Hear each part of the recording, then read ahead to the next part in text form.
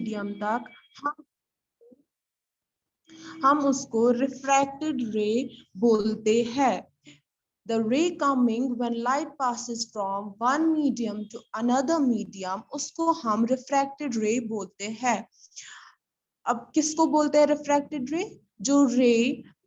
जो रे आती है जब लाइट पास होती है एक मीडियम से दूसरे मीडियम तक, उसको हम रिफ्रैक्टेड रे बोलते हैं। और पांचवा point, angle of incidence. Angle of incidence कौन सा एंगल होता है? जो एंगल नॉर्मल और इंसिडेंट रे के बीच बनता है उसको हम एंगल ऑफ इंसिडेंस बोलते हैं।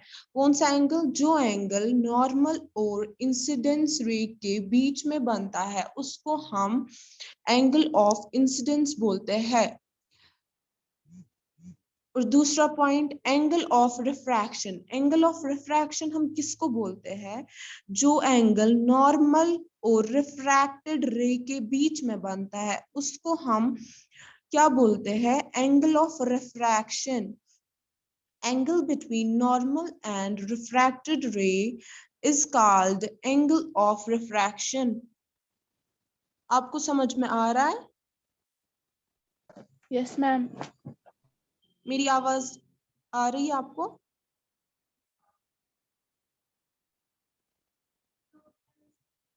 ओके, तो अब हम पढ़ते हैं ऑप्टिकली रियरर मीडियम। ऑप्टिकली रियरर मीडियम क्या होता है? ऑप्टिकली रियरर मीडियम वो मीडियम होता है जहां पे स्पीड ऑफ लाइट जो होती है वो ज्यादा होती है। ऑप्टिकली रियरर मीडियम वो मीडियम होता है जहां पे क्या होता है, स्पीड ऑफ लाइट जो होती है वो ज्यादा होती है। जैसे कि हम एग्जाम्पल लेते हैं एयर की। The speed of light is 3 × 10⁻8 metre पर सेकेंड। वो क्या है? ये एयर में है इसकी स्पीड, लाइट की एयर में ये स्पीड है। while the speed of light जो वाटर में है वो क्या है? 2.25 × 10⁻8 मीटर सेकेंड। तो क्या होता है? एयर जो है वो क्या है? ऑप्टिकली रियरर किससे? वाटर से। ऑप्टिकली रियर मीडियम हम उस मीडियम को बोलते हैं जहां पे स्पीड ऑफ लाइट जो होती है वो ज्यादा होती है। जैसे कि हमने एयर में देखा था, जो स्पीड ऑफ लाइट जो है वो 3 × 10⁻8 मीटर सेकेंड है। वैसे ही स्पीड ऑफ लाइट जब हम वाटर में देखते हैं वो 2.25 × 10⁻8 मीटर पर सेकेंड है। तो एयर जो है वो ऑप्टिकली रियरर है किससे? वाटर से। अब ऑप्टिकली डेंसर क्या होता है? ऑप्टिकली डेंसर वो मीडियम होता है जो जिसमें जो स्पीड ऑफ लाइट जो है वो लेस होती है। ऑप्टिकली डेंसर वो मीडियम होता है जिसमें स्पीड ऑफ लाइट जो होती है वो लेस होती है। जैसे हम ग्लास की एग्जांपल लेते हैं, उसमें 2 × 10⁻8 मीटर पर सेकेंड है। और जैसे कि वाटर में, in case of water and glass, there speed are two, glass में भी और वाटर में भी 2.25 × 10⁻8 है और वाटर में, और ग्लास में है 2 × 10⁻8 मीटर सेकेंड। जो ग्लास है वो ऑप्टिकली डेंसर है क्योंकि उसकी जो स्पीड ऑफ लाइट है वो लेस है। आपको समझ में आ रहा है? आसला, शकील, यस मैम। समझ में आ रहा है आपको?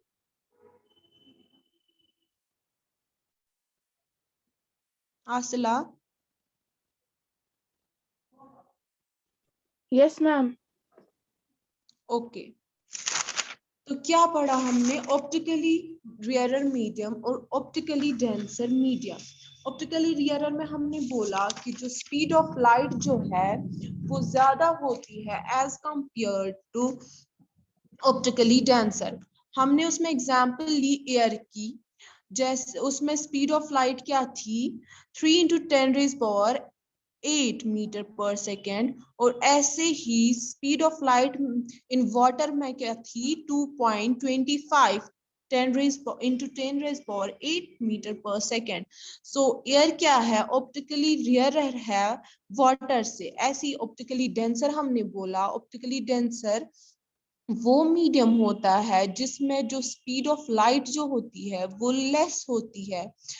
तो हमने एग्जाम्पल ली ग्लास की 2 × 10⁻8 मीटर पर सेकेंड जो है, और वाटर की जो क्या है 2.25 × 10⁻8 मीटर पर सेकेंड। तो ग्लास क्या है ऑप्टिकली डेंसर है। ऐसे ही अब हम पहला एक केस लेते हैं। इसमें क्या है जब लाइट जो होती है when light rays goes from, जब लाइट रेज जाती है ऑप्टिकली रियरर से, तो ऑप्टिकली डेंसर जो रिफ्रैक्टेड रे है वो हमेशा नॉर्मल की तरफ चली जाती है। द रिफ्रैक्टेड रे विल मूव टुवर्ड्स नॉर्मल।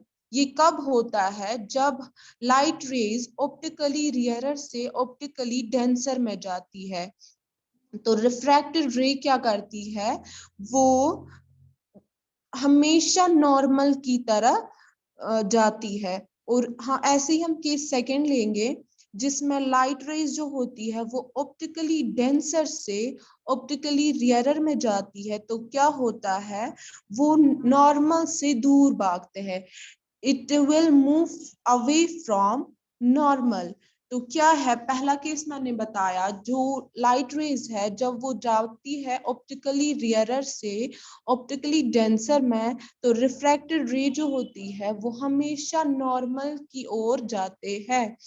और जो केस सेकंड मैंने बोला जो लाइट रेज है जब वो जाती है ऑप्टिकली डेंसर टू ऑप्टिकली रियरर, तो इसमें क्या होता है वो हमेशा नॉर्मल से दूर भागती है। तो इतना आपको अच्छे से समझ में आया?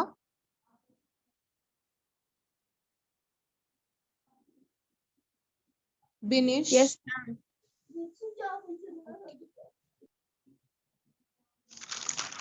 तो अब हमें पढ़ना है laws of refraction. Laws of refraction क्या है? 3 लॉज दिए गए हैं रिफ्रैक्शन में। तो उसमें पहला लॉ क्या है? According to first law,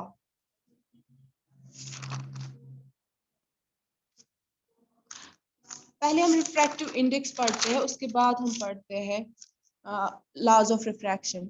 refractive index को हम कैसे डिफाइन कर सकते हैं? रिफ्रैक्टिव इंडेक्स जो है वो होता है ratio of the speed of light in vacuum to the speed of light in medium. Ratio of speed of light in vacuum, ratio क्या है स्पीड ऑफ, जब वैक्यूम में स्पीड ऑफ लाइट क्या होगा और speed of light in medium में क्या होगा, उसको हम रिफ्रैक्टिव इंडेक्स बोलते हैं। आपको समझ में आ रहा है?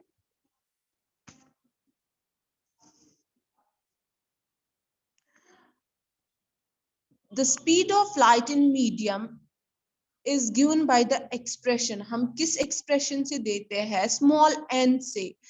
n is equal to speed of light in क्या है वैक्यूम में, और speed of light in medium में क्या है।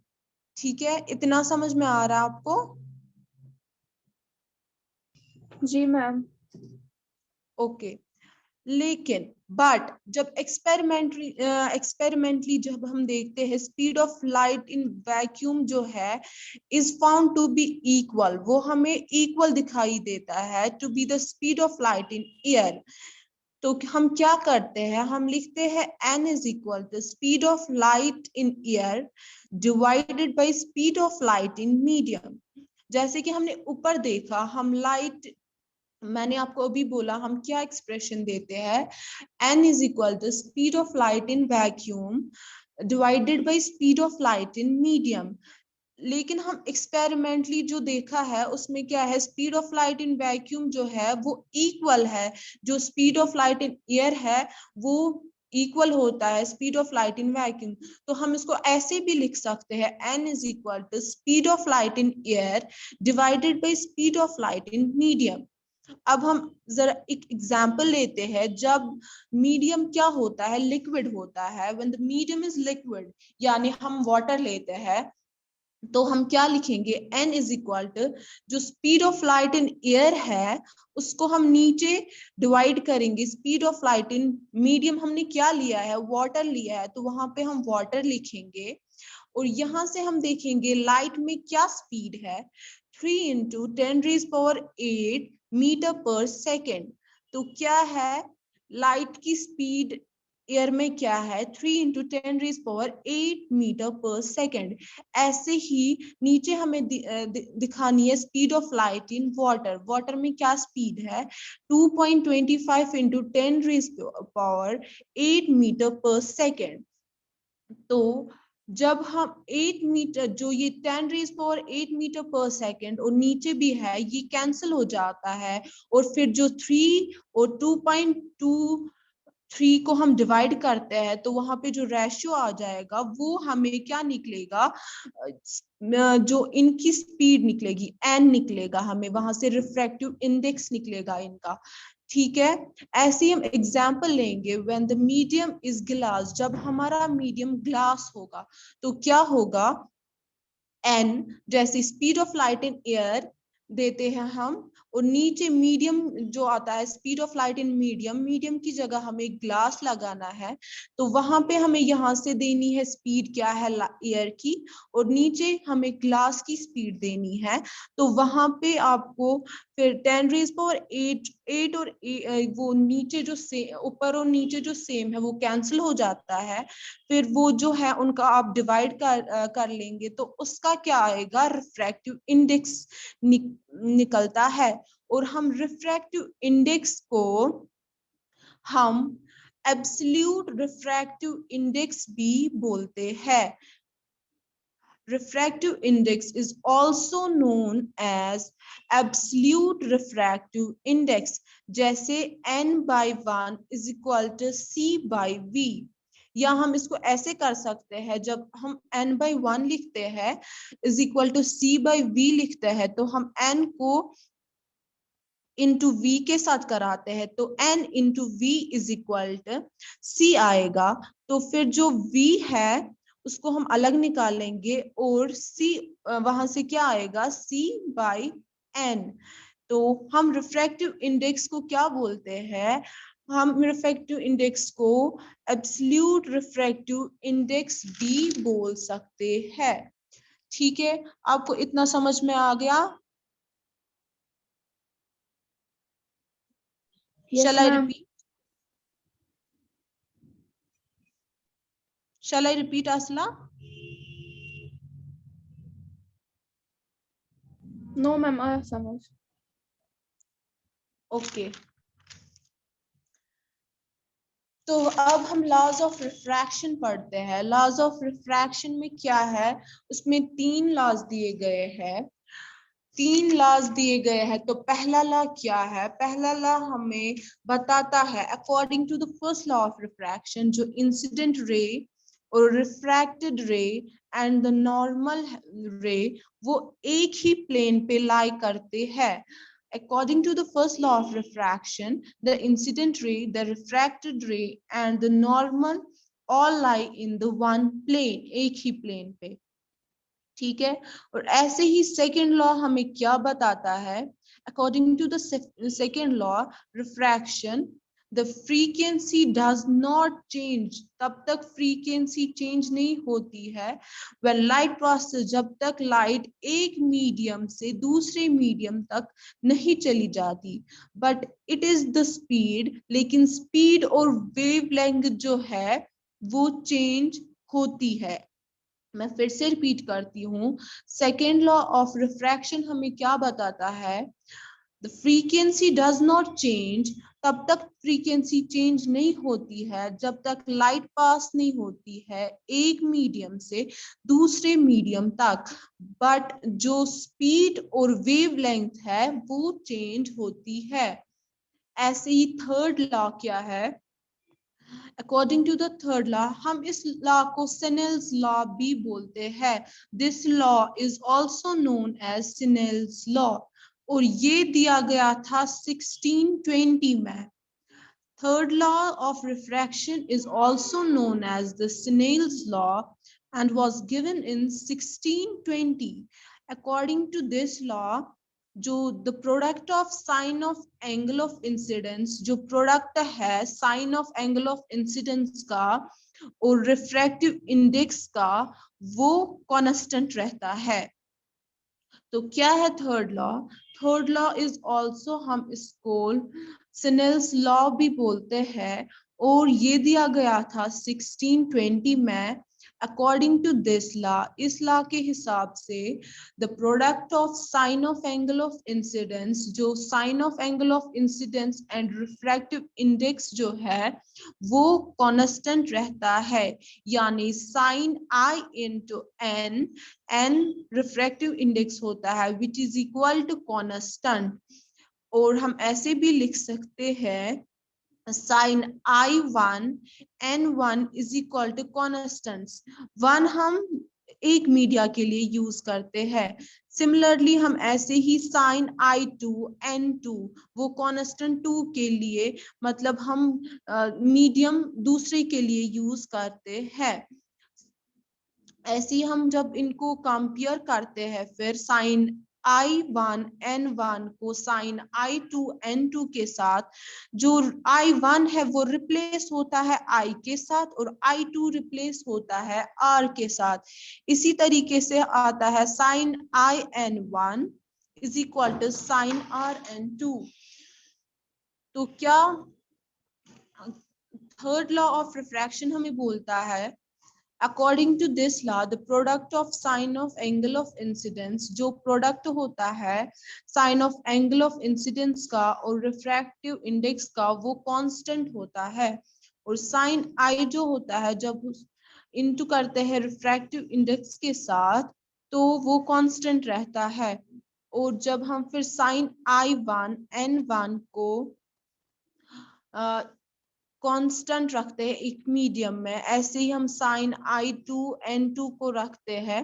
तो हम जब इनको कंपेयर करते हैं, I1 और I2 होता है रिप्लेस, I1 रिप्लेस होता है I से और I2 रिप्लेस होता है R से। तो क्या आता है sine I N1 is equal to sine R N2, या हम ऐसे भी लिख सकते हैं sine IN1 is equal to sin RN2, या हम ऐसे लिखेंगे sin I divided by sin R is equal to N2 by N1। इसी को हम सिनेल्स लॉ बोलते हैं।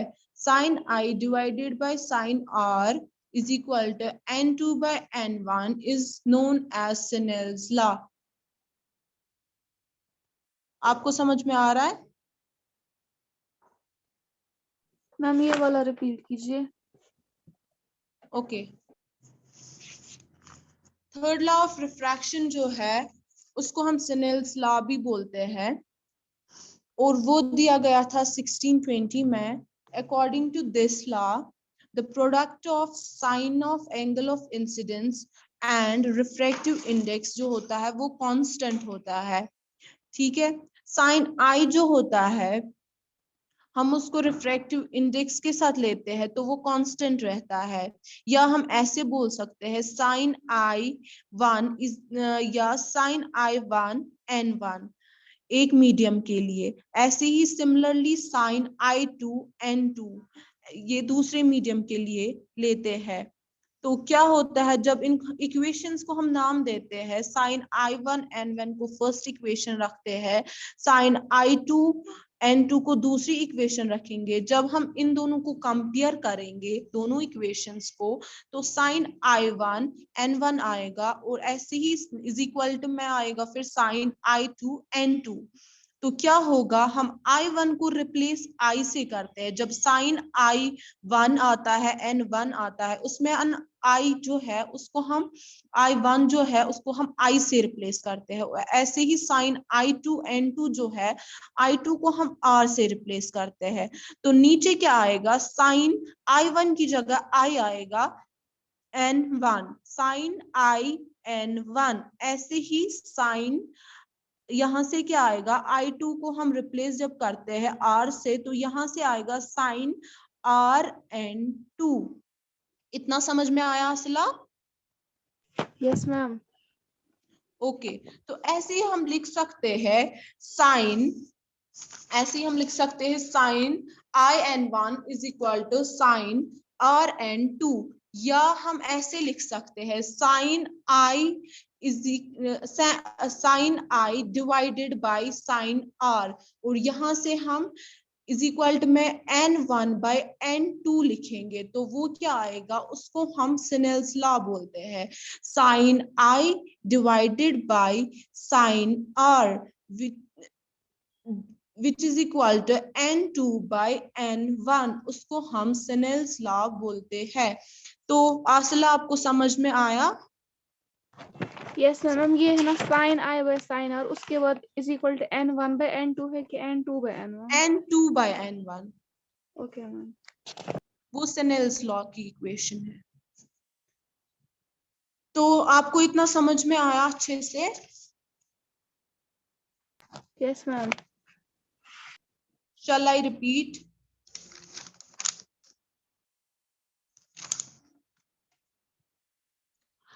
मैं आपको रिपीट करती हूँ रिफ्रैक्शन। अभी हमारे पास टाइम है तो मैं आपको रिपीट करती हूँ, जहां पे आपको कंफ्यूजन लगेगा आप मुझे लास्ट के 5 मिनट में क्वेश्चन कर सकते हैं। सो आई रिपीट, रिफ्रैक्शन क्या होता है, सिंपली होता है बेंडिंग ऑफ लाइट रेज जब वो एक मीडियम से दूसरे मीडियम जाती है। मीडियम ट्रांसपेरेंट होता है, मीडियम को हम ट्रांसपेरेंट सबस्टेंस बोलते हैं, जिसमें कुछ भी हो सकता है, एयर हो सकता है, ग्लास हो सकता है, अल्कोहल हो सकता है। तो हम क्या कर सकते हैं, इसमें क्या होती है, इसमें जो स्पीड होती है वो वैरी हो जाती है। क्या बोला था मैंने, जो स्पीड होती है, स्पीड ऑफ लाइट जो होती है वो वैरी हो जाती है। कैसे वैरी हो जाती है, वो उनके नेचर की वजह से वैरी हो जाती है। तो उसमें हमने फिर पढ़ा इंसिडेंट रे क्या होता है, जब रे स्ट्राइक करती है अदर मीडियम से फ्रॉम डिफरेंट मीडियम, जैसे हम एयर लेते हैं, ग्लास लेते हैं, किस पे, at the point of incidence. Normal क्या होता है, ये परपेंडिकुलर होता है प्लेन पे at the point of incidence. ऐसे ही रिफ्रैक्टेड रे क्या होती है, द रे, जो रे कहाँ से आती है, the ray coming when the light passes from one medium to another medium। Angle of incidence क्या होती है, एंगल ऑफ इंसिडेंस होता है angle between normal and incident ray. ऐसे ही एंगल ऑफ रिफ्रैक्शन क्या होता है, जो एंगल नॉर्मल और रिफ्रैक्टेड रे के बीच में बनता है। ऐसे ही मैंने बोला ऑप्टिकली रियरर मीडियम होता है वो मीडियम जिसमें स्पीड ऑफ लाइट जो होती है वो ज्यादा होती है, और ऑप्टिकली डेंसर वो मीडियम होता है जिसमें स्पीड ऑफ लाइट जो होती है वो लेस होती है। मैंने पहला केस बोला था जिसमें ऑप्टिकली रियरर मीडियम डेंसर तक जाता है, तो क्या होता है, वो हमेशा नॉर्मल पे होता है। और जब ऑप्टिकली डेंसर रियरर मीडियम में चला जाता है, जब लाइट ऑप्टिकली रियरर डेंसर से रियरर में जाती है, तो उसमें क्या होता है, वो हमेशा नॉर्मल से दूर भागता है। तो ऐसे ही हमने फिर रिफ्रैक्टिव इंडेक्स पढ़ा। रिफ्रैक्टिव इंडेक्स में क्या होता है, वो एक रेशियो है speed of light in vacuum में to the speed of light in medium. हम ऐसे भी बोल सकते हैं कि जो लेकिन एक्सपेरिमेंटली जो होता है उसमें वैक्यूम और एयर की जो स्पीड ऑफ लाइट होती है वो इक्वल होती है, इसीलिए हम लिखते हैं रिफ्रैक्टिव इंडेक्स को हम n से डिनोट करते हैं, तो n is equal to speed of light in vacuum divided by speed of light in medium. लेकिन एक्सपेरिमेंटली हम बोलते हैं जो speed of light of vacuum है वो इक्वल होती है speed of light in air, इसीलिए हम ऐसे भी लिख सकते हैं n is equal to speed of light in air divided by speed of light in medium. तो उसके बाद हमने 3 लॉज पढ़े थे रिफ्रैक्शन के। उसमें पहला लॉ हमें बताता था कि according to the first law of refraction, the incident ray and the refracted ray and the normal ray lie on the एक ही plane पे होते हैं। और सेकेंड लॉ ऑफ रिफ्रैक्शन हमें क्या बोलता है, फ्रीक्वेंसी तब तक चेंज नहीं होती है जब तक लाइट पास नहीं होगी एक मीडियम से दूसरे मीडियम तक, लेकिन जो स्पीड और वेव लेंथ है वो चेंज होती है। ऐसे ही थर्ड लॉ है जिसको हम स्नेल्स लॉ भी बोलते हैं, वो दिया गया था 1620 में। तो इस लॉ के मुताबिक जो प्रोडक्ट है sine of angle of incidence का वो और रिफ्रैक्टिव इंडेक्स का sine of angle of incidence and refractive index जो है वो क्या होता है, कांस्टेंट होता है। तो आपको समझ में आया? Yes ma'am. कोई क्वेश्चन है तो आप मुझसे पूछ सकते हैं। मैम ये रिफ्लेक्टिव इंडेक्स किस लिए यूज होता है, ये हम क्यों निकालते हैं? क्या बोल रहे हैं? रिफ्रैक्टिव इंडेक्स हम क्यों निकालते हैं, ये किस लिए यूज होता है? स्पीड ऑफ लाइट, हम इसमें लाइट की स्पीड देखते हैं ना, रेशियो देखते हैं, स्पीड देखते हैं। Light speed of light in vacuum to the speed of light in medium, refractive index हम उसको बोलते हैं। स्पीड निकालते हैं हम इसकी लाइट की एयर में और मीडियम में, जो भी हम मीडियम लेते हैं, वाटर ले सकते हैं, ग्लास ले सकते हैं।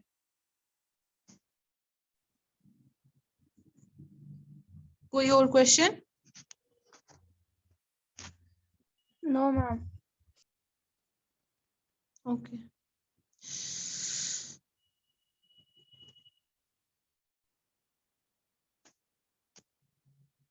टेन 50 तक की क्लास है।